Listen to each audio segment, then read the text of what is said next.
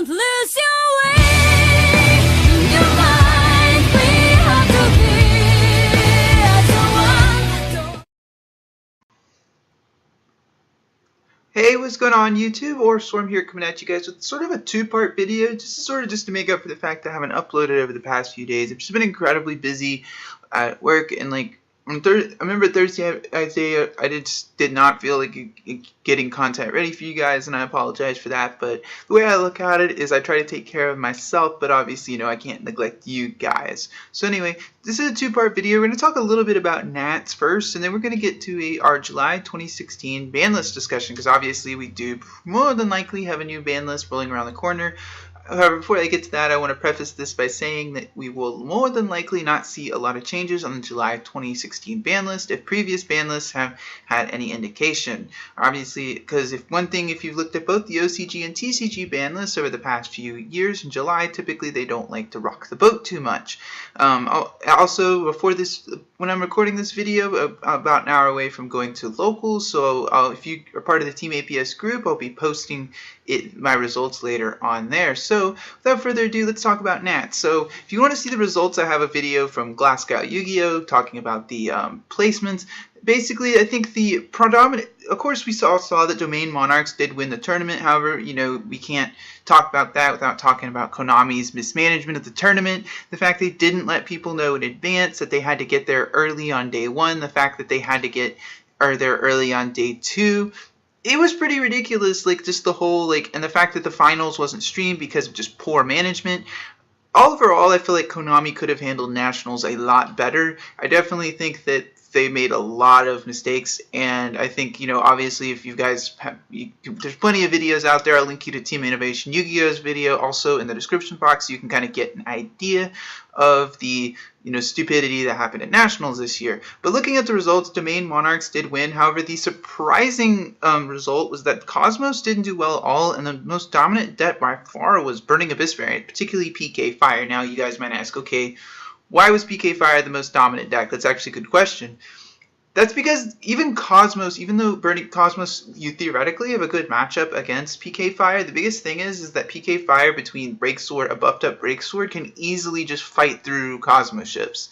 And the other thing is that Cosmos just cannot play through floaters very well. The amount of floating Burning Abyss has, just even with 1 Graph and 2 Sir, is just too much for a Cosmo player to deal with. They only have so many copies of Cosmojo, and I think that's the main.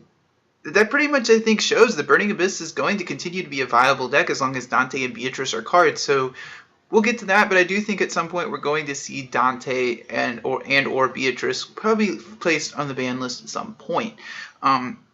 Overall, I think the results of Nationals were surprising. It was surprising how poor Cosmos performed, but overall, I think it was, otherwise than that, I think it was kind of, I think it was about the results we could have expected at the end of the day. So now we're going to go ahead and, after we're done with Nationals, obviously I'll have the Team Innovation Yu-Gi-Oh's video link in the description box for you guys if you want to learn more about the, the stupidity that happened Nats. But of course, now we have the ban list discussion. So now the two elephants in the room, I think, on the July 2016 ban list are Card of Demise and Brilliant Fusion. These are two cards that pretty much people are both wanting to be placed on the ban list, and in case of Card of Demise, for good reason, it does allow a lot of traps to be played. However, in case of Card of Demise, I don't think it needs to go all the way to 0. I just think that it needs to be minimum placed at semi-limited or placed to 1.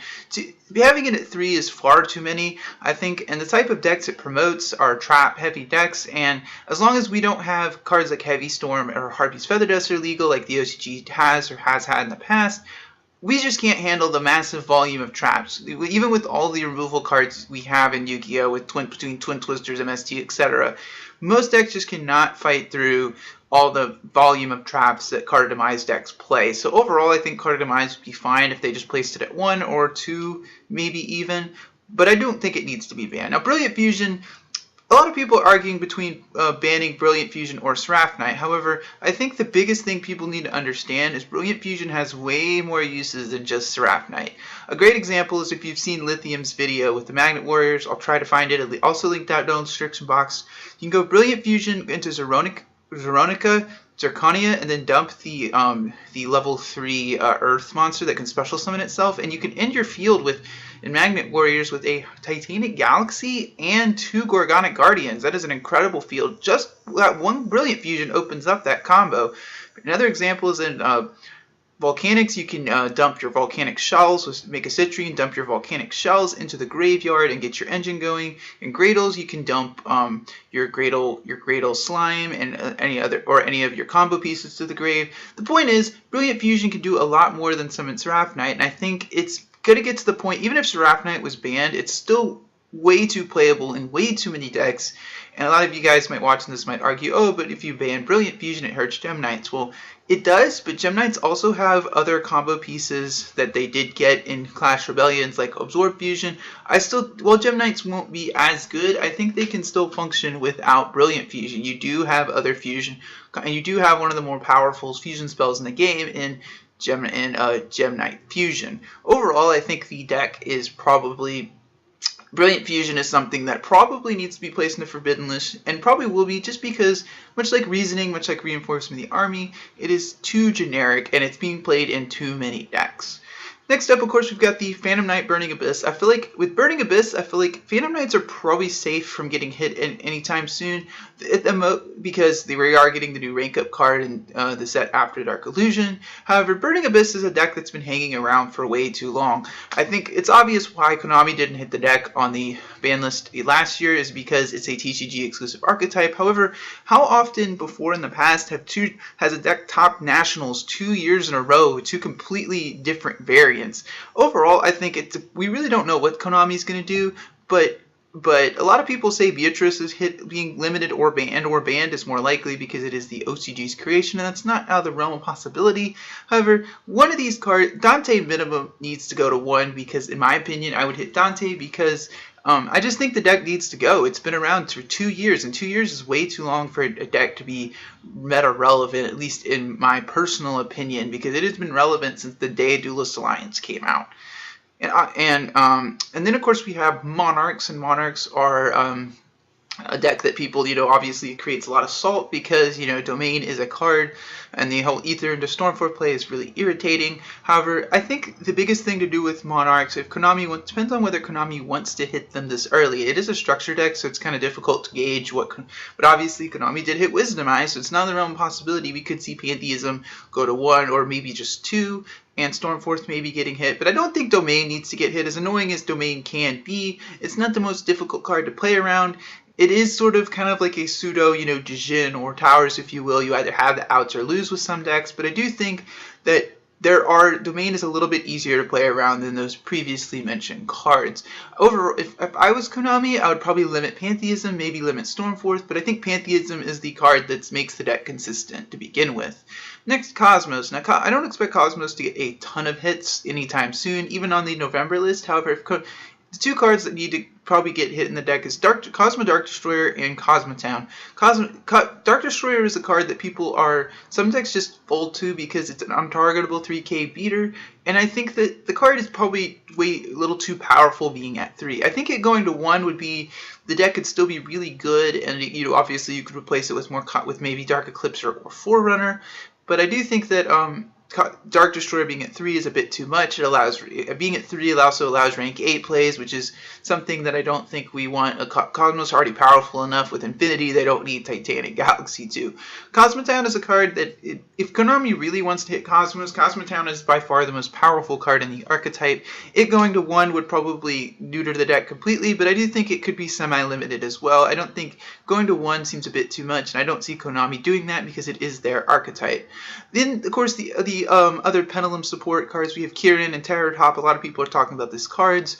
I've talked about these cards on my Facebook page. I don't think either card needs to be limited, and I'm going to explain why. Kieran is an incredibly potent card, and it is really good. It does allow you to reuse a lot of searchable combo pieces that then allow you to plus. However, Kieran kind of reminds me a lot of a Pendulum version of Cyber Dragon Infinity, except it's not as good. It does bounce, but at the same time it's tied to a 2k body. Yes, it can't be destroyed, but it's pretty easy to run over if you're playing the right deck. You just have to bait out the effect. And that's the main thing, is that I don't think Kirin is a card that needs to be hit at all. I don't think it could, obviously Kirin could become a problem as we get more and more Pendulum decks in the future. However, judging by what we're getting, in the next 2 sets, Metal Foes are really the only deck that can use Kirin, and Metal Foes probably have better ways to play them, such as the Yang Xing variant. Terror Top I don't feel like is a problem either. It's sort of like a pseudo tour guide, if you will, but the biggest thing with Terror Top is that it's good, but most of the time Burning Abyss will need to resolve 1 copy in order to get it off. And we could see more Speedroid support in the future, so if we do get more Speedroid cards, limiting Terror Top would also limit Konami's ability to sell future product, so it's definitely something to consider as well. I think Terror Top is an incredible card, but it's not something that, needs to be hit on the ban list, in my personal opinion. Then we have, obviously, the obligatory cards I'd like to see off the list, but I probably know they won't come off the list. We have Construct coming to 1. I think pretty much Construct didn't need to be banned, but we obviously all know she is. It depends on whether Konami wants to has any future decks they want to push, and if that's the case, Construct will more than likely come off the list. It really depends on whether Subterrors, if they want to push Subterrors, and we obviously saw that Konami in the new OTS pack is reprinting the Prediction Princess cards, so it's not out of the realm of possibility that we could see Konami could want to push a Prediction Princess Subterror deck, and we could see Construct brought off the ban list, but again, that's more than likely not going to happen as much. We have Tour Guide and Thunder King coming to 2. I'm not saying they should. Tour Guide is a card that I understand why it's limited. It probably should stay at 1, but the thing with Tour Guide is that she, as opposed to something like Terror Top, she's better than Terror Top because she can tutor herself from the deck. She can basically, as a 1-card rank 3, and the main reason she's even on the ban list at all is because she's tutors the entire Burning Abyss deck. If Dante is hit to 1, I don't really think Tour Guide really would need to stay on the ban list anymore, to be perfectly honest, or at least stay at 1. It could come to 2. Thunder King is a card one of my favorite anti-meta cards that I feel like it could come to 3. It could probably come to 3 like the OCG, no problem, but just experiment and bump it to 2. Reinforcing the Army, everyone knows Warrior decks are some of my favorite decks in Yu-Gi-Oh!, including Battle and Boxers. I would love to see Rhoda come up, but I know it probably won't. Rescue Rabbit is another card I'd love to see come off the ban list because I just don't think a lot of decks can really utilize it. However, Pendulum decks can. If you've ever played against a Pepe player and they open Rescue Rabbit, it can open the floodgates to a lot of really dumb plays. But I do think the card is really, really good, but I don't think it needs to be placed on the ban list any longer. Then Skill Drain, I know a lot of people will probably disagree with this choice, but I'd love to see Skill Drain brought off the ban list, maybe up to 2. I feel like if Card Demise is hit, Skill Drain and Cleese will basically no longer be a deck, and Skill Drain could safely come off the ban list. As good as Cleese just won't be consistent enough, and yes, Skill Drain really helps Cleese a lot, but I just don't think it'll be relevant enough to warrant Skill Drain remaining on the list. So anyway, guys, as always, I'd like to thank you guys for watching the video today. I really appreciate when you guys watch my videos. Tune in Tuesday, Thursdays, and Fridays for more Yu-Gi-Oh! Content. And if you liked what you saw in this video, please subscribe. Or Storm, signing